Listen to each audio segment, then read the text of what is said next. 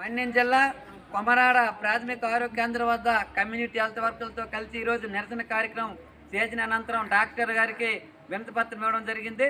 దీనికి సంబంధించి community health వర్కర్లకు గడిచిన 4 నెలలుగా జీతాలు లేక చాలా ఇబ్బందులు పడుతున్నారు. వాళ్ళకి ఇచ్చిన 4,000 రూపాయలు కూడా సక్రమంగా ఇచ్చే పరిస్థితి లేదు. కాబట్టి వెంటనే 4,000 రూపాయలు 4 నెలల జీతాలు వెంటనే చెల్లించాలి.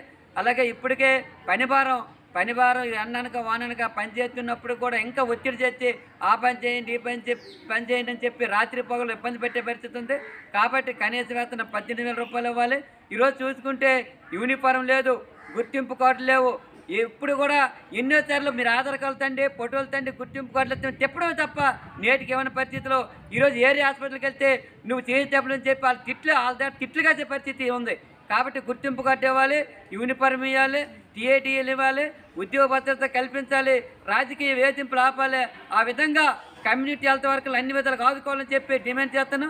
అలాగే ముఖ్యమంత్రి నారా చంద్రబాబు నాయుడు గారు ప్రతిపక్షం ఉండేటప్పుడు అన్ని విధాలుగా కమ్యూనిటీ హెల్త్ వర్కర్లు ఆదుకుంటామన్నారు. కాబట్టి ఆ దిశగా కమ్యూనిటీ హెల్త్ వర్కర్లకు అన్ని విధాలుగా ఆదుకోవాలని చెప్పి ఈరోజు సిఐటి ఆధ్వర్యంలో రాష్ట్ర ప్రభుత్వానికి డిమాండ్ చేస్తున్నాం.